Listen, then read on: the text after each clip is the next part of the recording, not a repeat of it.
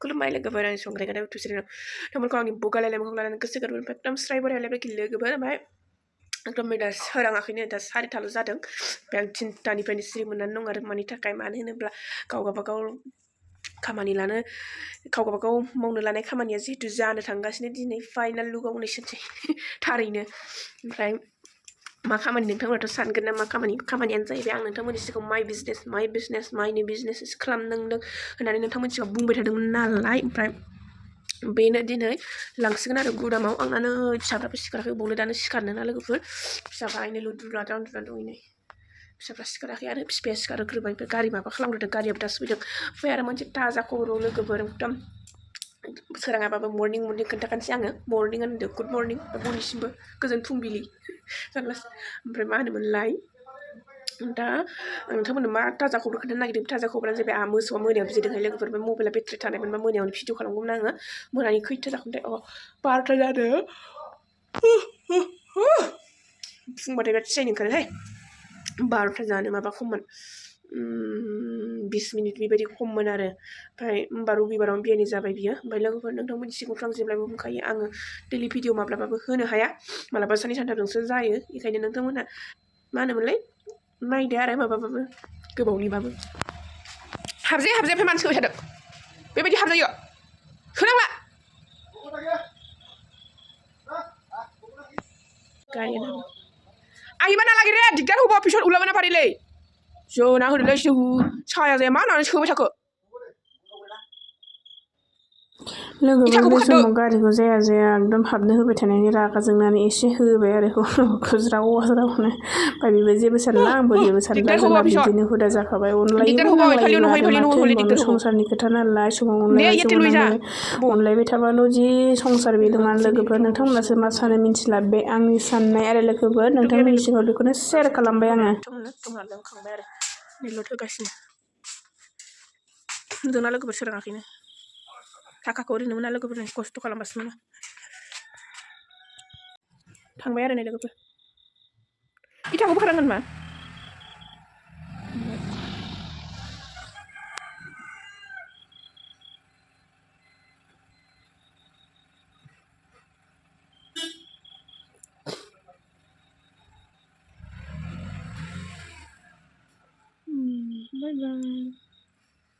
आंहा ओंखाम संसै आरो सिखारबाय संखाथारनोसै माबा जाबाय 4:30 जाबाय आरो ओंखाम संखानोसै आं लोगोफोर नै लोगोफोर सोरांलायबाय खामानिया जाहांलायबाय आरो मा होनोमोनलाय नाम्बार आदार होनानै लाबाय आं नै ओरैबो मासे ओरै मासे नै ओरै मासे ओमफ्राय आरो नै ओरैनो गन्द्रा बानायनानै दोनबाय लोगोफोर गाबिन गोनांखौ नङाबा बिदियाव दुखु मोनो ना गावखौ गिदिर जानो लुबैयो आरो बियो ओमफ्राय आं लिरनो हाला दिनै आथुरथार खामानिया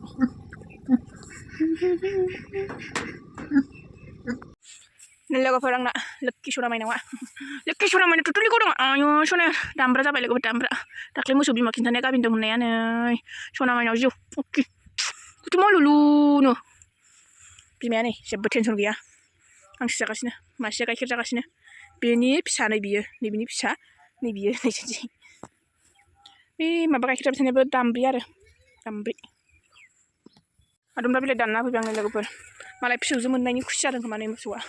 नै बिहा फिसौजो जाबाय आरो नै बेखौ फिसौजोखौ अनलायबावो मालाय बैहा फिसाजो नै बिहा फिसौजो आरो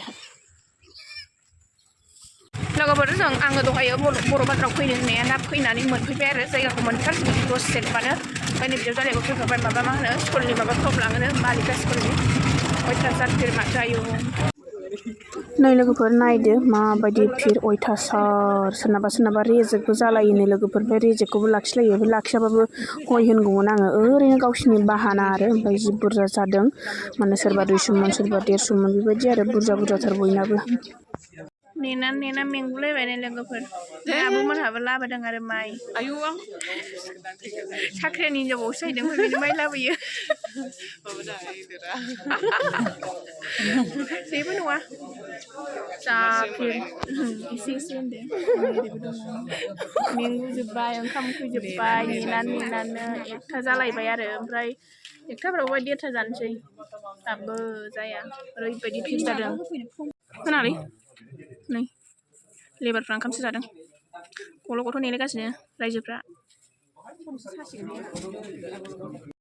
आंनि माइखौबो रुजुनहांबाय आरो लोगोफोर बे रुजुनबाय थानायावनो आंहाबो हिसाबखौ गरबर बावनानै गावसोरबो उल्थां फाल्थां साननायजों माजों बावनानै बिराद जारला जाबाय नोंथांमोना खोनासंबायल' थालांदो लोगोफोर ओरैबायदि घटना जाबाय जोंहा माबायाव मा होनोमोनलाय गुदामाव 100 मन लांनाया महनसे खमारो ओमफ्राय बिसोरो मा होनोमोनलाय खखाबाव गांसो गोनांफोर सुनाय नालाय सुनाय माने एसे साननाय नालाय ओमफ्राय आंबोथ' सानफादोंमोन ओमफ्राय सानफाबाबो सानस्लाबनो हाया गावसोर सानो माबा रायलायो बिदियावनो आंहा आन्दायलायलांबाय बे हौवायाबो थाल लानो हास्लाबासै ओमफ्राय बिसोरो ओरैनो महनसे थगायबाय आरो 100 मन ग्रोब लांखानायखौ महनसे थगायबाय बिसोरो बेफोरबायदि थगायनानै जानायखायनो बारा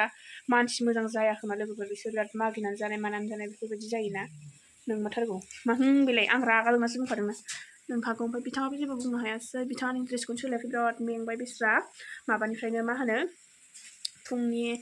4:30-4:30सोनिफ्रायनो मेगन मोदै बिथाङा दिनै गोसो उन्दुथोंसै ओमफ्राय माबानावबो मा होनोमोनलाय जों न'आवबो ओंखाम जानानै फैखादों आरो होमबाबो आङो दा संफैबावबाय ओंखामाथ' दहायनियानो दंखायो ओमफ्राय दा आङो ओरैनो टमेट' फाजाल' एवबाय आरो ओमफ्राय ना लाबोनो नंदोंमोन ना लाबोनो नंनायाबो बावबाय गथ'फ्रा जाथोंसै नंनानै ना सालान लाबोनो नंदोंमोन आरो ओमफ्राय जोंना गथ'फ्रा बे फुख्रिनि नाफोरखौ जानो बायो ओमफ्राय ना सालानफोरखौसो गोथाव मोनो आरो ओमफ्राय बावबायबा माथो खालामबावनो ओमफ्राय जों फैनायाव मोनाबोबायना जोङो न'आव बाजैमोननाव हाबबोदोंमोन ओमफ्राय बाजैमोननाव हाबबोनानै ओंखाम जाबोबाय आरो लोगोफोर ओमफ्राय जानला आरो माथो होनबावनो बिसोरजोंलाय अबावथो देरहानो हानो मालाय साननायानो बिदि जाथारबायबा होनना बुंबाय बोरैदि बेजरा जाखो आंथ' बेजरा लांखाथाराखैमोन भगबानानो साखिदों थगायदोंबा आंनाव नांथों आं थगायाखैबा बिसिनाव नांथों होननानै आं सावसो होबावबाय आरोखि सावनाय बायदियानो जाबाय लोगोफोर मा होनो एकदम खस्थ' खालामनायनि नालाय बयबाबो एसेबाबो दुखु मोनो जोंबो जेनेबा रावखौबो खस्थ' खालामनायनि बुस्थुफोरखौ बेफोरबायदि थगायफेराखै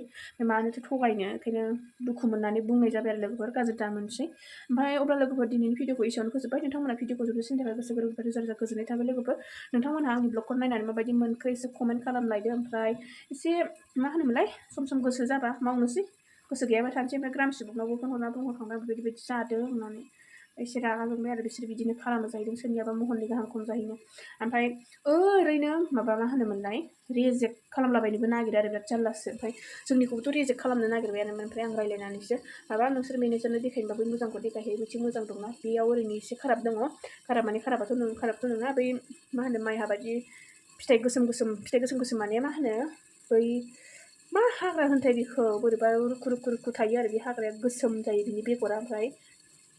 माबा मा होनो बे बेगरा दंफायोमोन आरो माइजों लोगोसे ओमफ्राय बेखौनो रिजेक्ट खालामनो नागिरबाय माइआथ' ओरैनो मोजांखा लोगोफोर ओरैनो जेबो बासिनांगौ बेमफोर बिदि माबा माबि गैखाया ओमफ्राय बेखौनो रिजेक्ट खालामनो नागिरबाय होमबा बै मोजांखौ लां होनना बुंबाय आङो डाइरेक्टनो होमबा बै मोजांखौ लांफांबाय होनना बुंबाय आङो एसे गोदै जाखायाबाबो जाया नालाय रागाबाबो बिसोरजों खामानि जाया नालाय ओंखायनो एसे गोदैयैनो फंबाय होनना बुंखालायबाय आं ओमफ्राय लाङासैबो रिजेक्टबो जायासै होमबा सानना नायदो लोगोफोर बिसोरो गावसिनि माबा मोनसे नङाबा माथो ओमफ्राय मानसिफोरना सानैनि रेजेक्ट जादों लोगोफोर बे सानैनि रेजेक्ट जानायखौबो लाखियो जाहैदों ओमफ्राय लाखिनायाबो बोरै सोरनिखौबा एसे दानगोन सोरनिखौबा एसे मागोन बेफोरबायदिनो आरो ओमफ्राय सासे मानसिनिखौ 117 मन जानायाव महनबा दानदों लोगोफोर बारा नङा महनबा बे महनबाखौ दाननायाव बेसे गोसोआ बिखेक खालामदों बे महनबायाव खमसे खम बायनानै हैदोंबाबो 800 खरिनि हैदोंबाबोथ' बेसेबां थांखो आरो 16 महनब्रैयावनो 32 जाखायो लोगोफोर महननियाव 32 आरो बे महनसेयाव 32 माबा थांबाय 4000 ग्रोब लस ना होनो आरो लोगोफोर बेनो समाव लाब बिजनेसनि खोथाया नोंथांमोना मोनोल' दासान समाव लाबबो जायो समाव लसबो जायो नोंथांमोनखौ बायबाय होननाया गोलावसो जालायलांबाय गोसोखांजोबनानै बुंनाय जाबाय आरो लोगोफोर बायबायथारसै लाभ इउ अल दे